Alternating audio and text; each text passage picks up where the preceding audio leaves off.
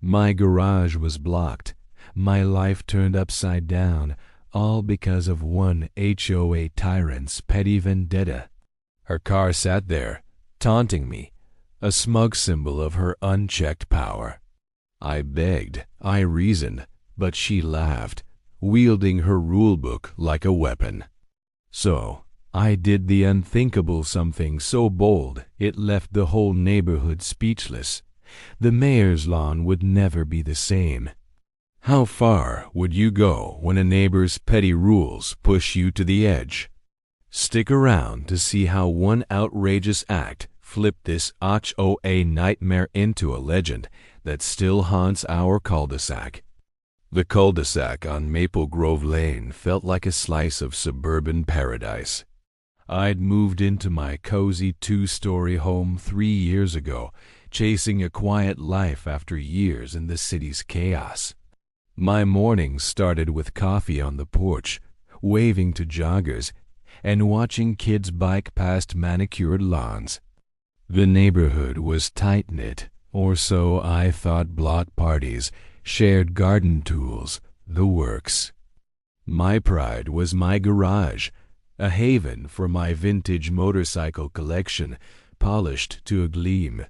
But whispers about the HOA president, Karen, floated around. Her clipboard and sharp glares hinted at trouble. Little did I know, her obsession with control was about to target my sanctuary. The trouble started with a single letter, slipped into my mailbox like a venomous snake. The HOA's letterhead screamed authority, and Karen's signature sat at the bottom, sharp and unyielding.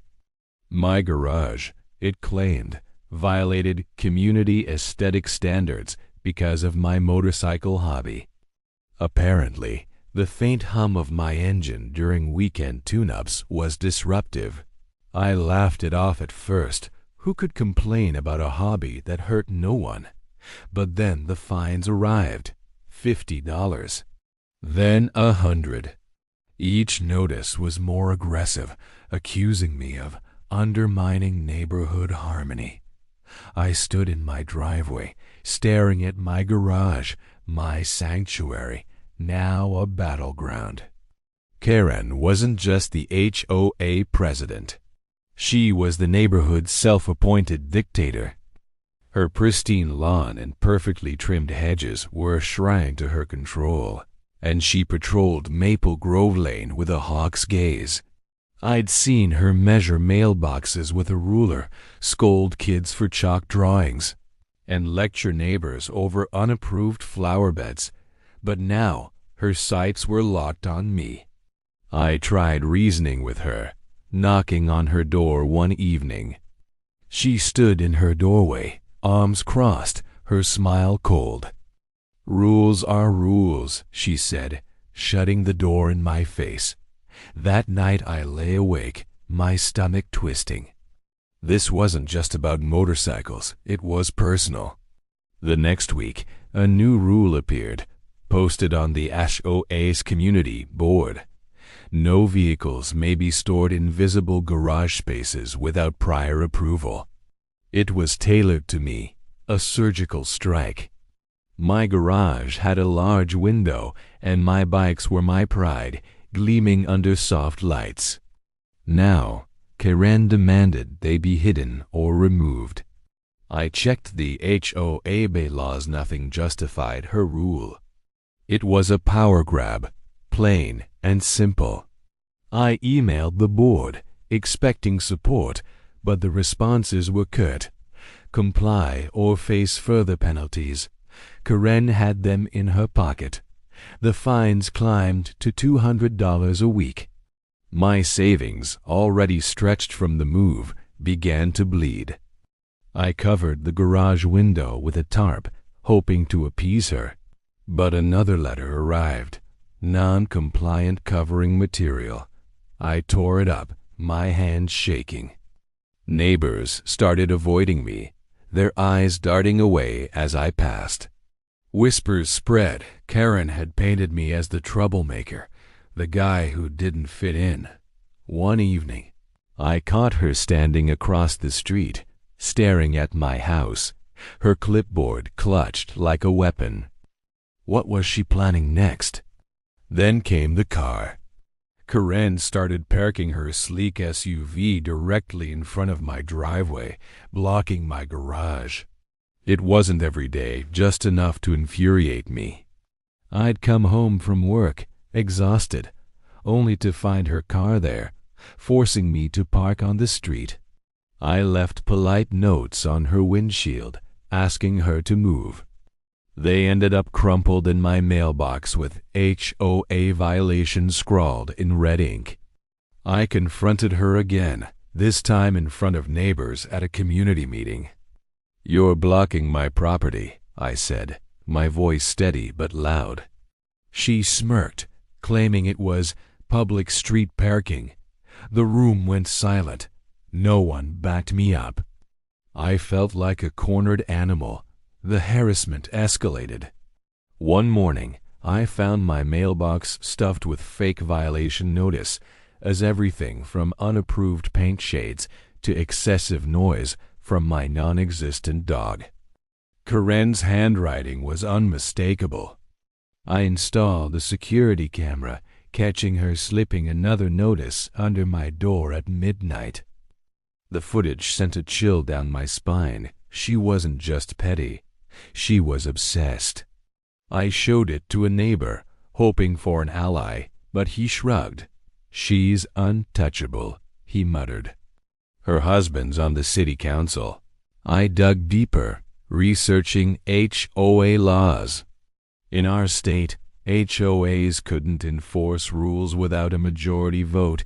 Karen's board was a rubber stamp. I attended another meeting, armed with printouts of state regulations, and called her out. "Your rules aren't legal," I said, holding up the papers. Her face tightened, but she deflected, claiming emergency powers for the board. The room murmured, but no one challenged her. I left, my heart pounding, knowing I was alone in this fight. But giving up wasn't an option. My home, my sanctuary, was at stake. Then came the ultimatum.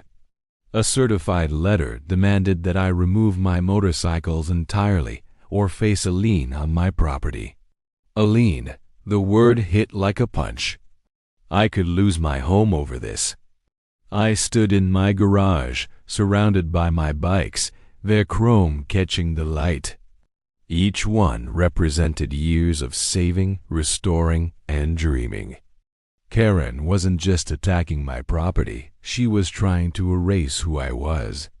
I called a lawyer, but the fees were staggering, and he warned me that HOAs often won these battles. "She's got connections," he said. "Tread carefully."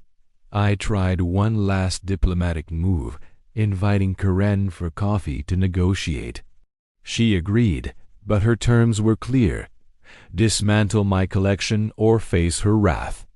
She leaned forward, her voice low. "You don't belong here," she said. It wasn't just a threat, it was a declaration of war. That night, I sat in my garage, tools scattered, my mind racing. Compliance meant surrender, but fighting her felt like charging a fortress. What could I do against someone with this much power? Then, a spark. A crazy, reckless idea formed as I stared at her SUV, parked again in front of my driveway. It was bold, possibly insane, but it might just work. I made a call, my hands trembling with adrenaline. The plan was risky, expensive, and guaranteed to make waves. But Karen had pushed me too far, and I was done playing by her rules. What would it take to turn her own game against her? Could one audacious move flip this nightmare on its head? The air felt thick with defiance as I stood in my driveway, staring at Karen's SUV, parked yet again to block my garage. Her taunts, her fines, her relentless campaign to break me had pushed me past reason. The plan I'd hatched was madness, but it was my last stand. I'd spent every spare dollar, called in every favor, and now the moment was here.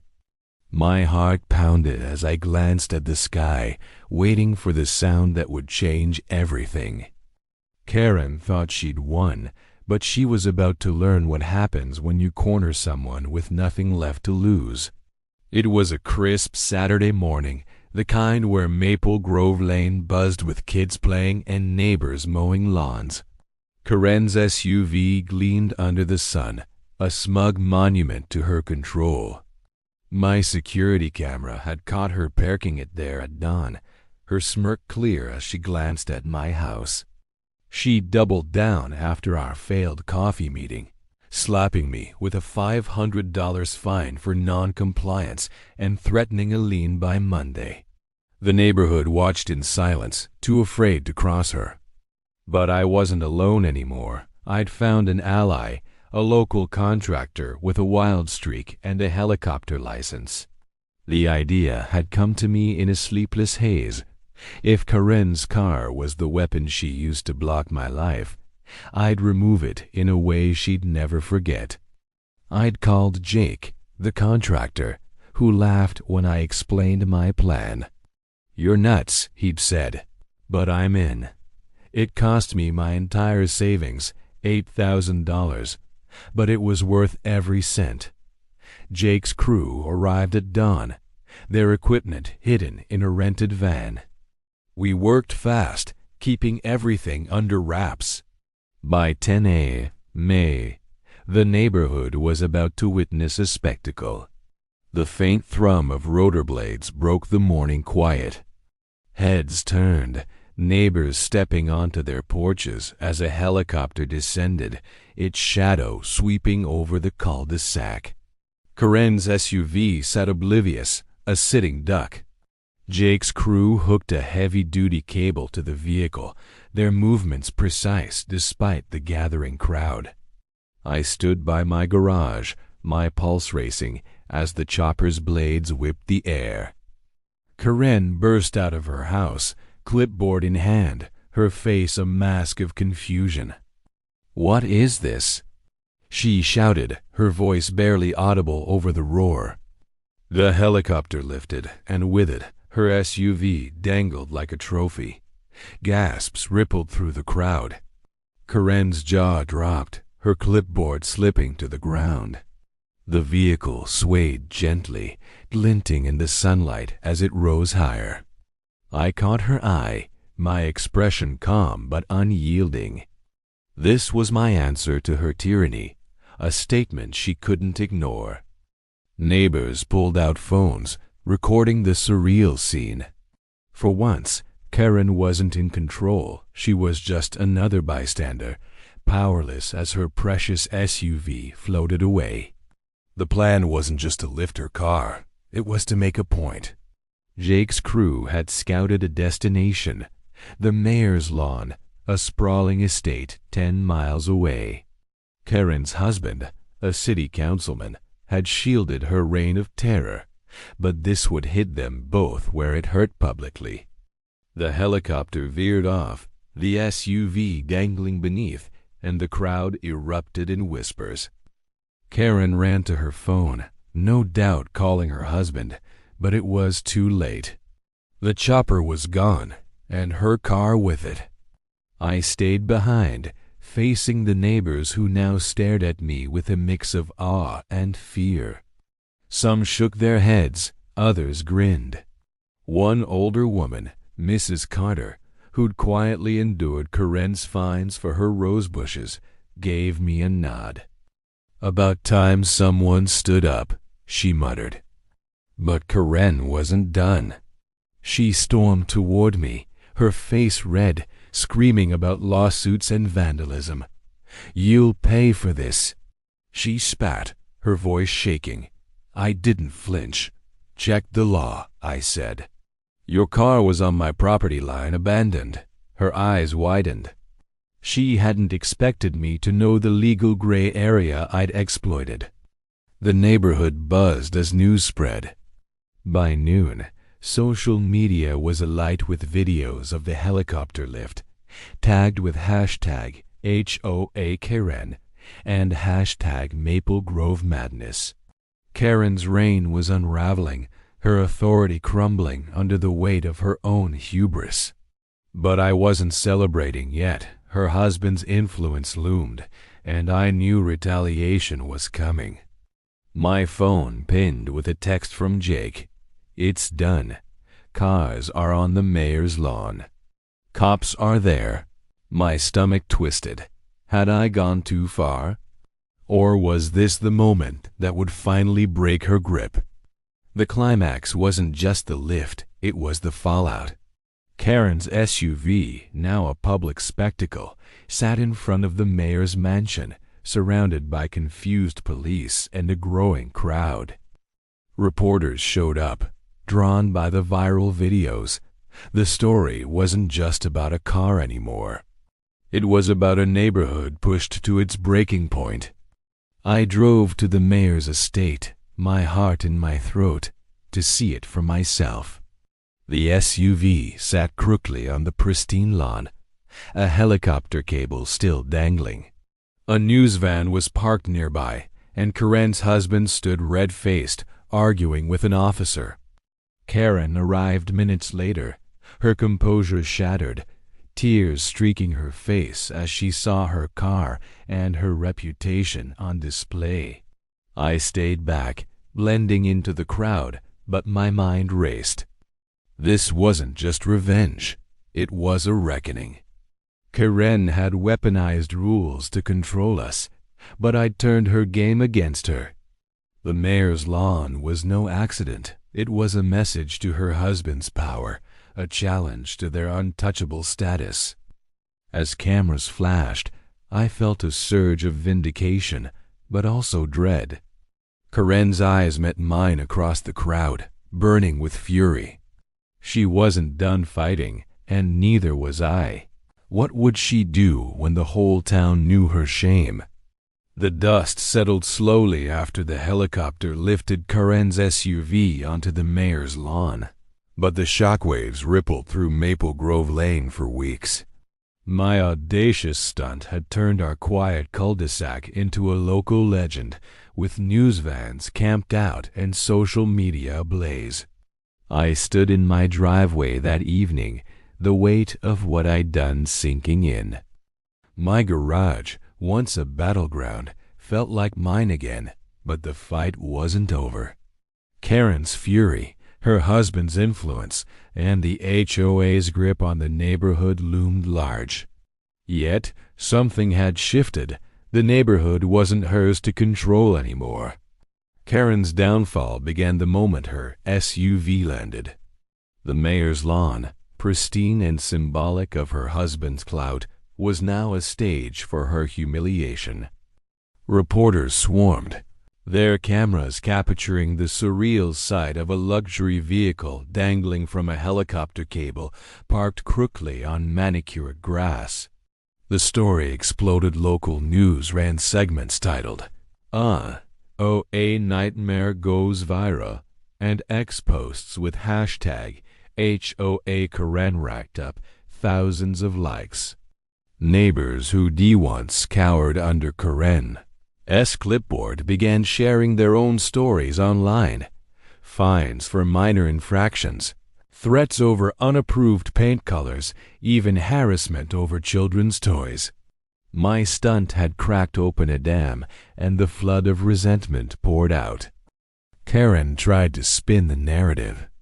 She called an emergency HOA meeting the next day, her voice trembling with forced calm as she labeled me a vandal and demanded my expulsion from the community. But the room wasn't hers anymore. Mrs. Carter, the rosebush-loving widow, stood up first, her voice steady. She recounted years of Karen's petty fines, pulling out a stack of violation notices she'd kept. Others followed. A young couple fined for their dog's barking, a retiree targeted for his vintage car. The board, usually Karen's puppets, shifted uncomfortably. My security footage, showing her sneaking notices at midnight, was passed around on phones. Her authority was unraveling, and she knew it. I didn't attend the meeting. Instead, I met with my lawyer, a no-nonsense woman who'd taken an interest after seeing the news. She confirmed what I'd suspected. Karen's rules, including the garage ban, lacked legal backing. The HOA bylaws required a majority vote for new regulations, but Karen had pushed hers through without one. My stunt, while risky, was technically legal. Her SUV had crossed my property line, and I'd hired a licensed contractor to move it. The lien threat was a bluff. Karen had overplayed her hand. Armed with this, I filed a formal complaint with the state's HOA Oversight Board, attaching every fine, letter, and video I'd collected. The law was on my side, but Karen's husband was the wild card. Her husband, Councilman Reynolds, tried to quash the story. He issued a statement calling the helicopter incident a dangerous prank and promised legal consequences. But the public wasn't buying it. The mayor, embarrassed by the spectacle on his lawn, distanced himself from Reynolds, hinting at an investigation into conflicts of interest within the council. The pressure mounted, and Karen's husband couldn't shield her anymore. By week's end, the HOA board voted to suspend her as president, citing abuse of power. A new election was scheduled, and Mrs. Carter, emboldened, ran for the role. Karen didn't show up to vote. She was too busy dodging reporters. The long-term consequences reshaped Maple Grove Lane. The new HOA board, led by Mrs. Carter, rewrote the bylaws to limit presidential power and require transparency. Fines dropped dramatically, and the petty rules, mailbox measurements, banned flower beds, were scrapped. My garage was no longer a target. My motorcycles gleamed openly, a quiet rebellion. Neighbors started talking again, sharing stories over coffee instead of hiding from Karen's patrols. The cul-de-sac felt alive, as if a weight had lifted. Kids drew chalk art freely, and block parties returned, louder and messier than before. I paid a price, though. The $8,000 for the helicopter drained my savings, and legal fees added another $2,000. Some neighbors still saw me as reckless, whispering about the crazy guy who airlifted a car. But others stopped by to shake my hand, thanking me for breaking Karen's reign. One evening, a dad from down the street brought me a beer and said, "You gave us our neighborhood back." It wasn't just about my garage anymore. It was about standing up to a bully who'd controlled us all. That felt worth every penny. Karen and her husband moved 6 months later. Their house sold quickly, and the new owners were a young family unaware of the drama. Rumors swirled that Reynolds' council seat was in jeopardy. The mayor's investigation had uncovered shady deals tied to HOA contracts. Karen's name faded from conversation, but her legacy lingered as a cautionary tale. The neighborhood's X group, once a ghost town, became a hub for sharing tips and planning events. My stunt, insane as it was, had sparked a quiet revolution. Reflecting on it now, I see the bigger picture. HOAs were meant to keep things orderly, but Karen turned hers into a weapon, wielding rules to feed her ego. I could have complied, hidden my bikes, and let her win. But that would have meant surrendering my home, my identity. Instead, I chose to fight, maybe not wisely, but fiercely. The helicopter was over the top, a spectacle born of desperation, but it worked. It exposed her, united the neighborhood, and proved that one person could make a difference, even against a system stacked against them. The takeaway isn't just about revenge. It's about courage. How many of us let petty tyrants, HOA presidents, nosy neighbors, or bureaucrats chip away at our freedom because it's easier to stay quiet? My stunt wasn't perfect, but it showed what happens when you push back. It's messy, it's costly, but sometimes it's the only way to reclaim what's yours. As I sit in my garage now, tinkering with my bikes, I wonder, what would you do if someone tried to control your home, your life? Would you fight or would you fold? And when the next Karen comes along, will we stand together or let her rule?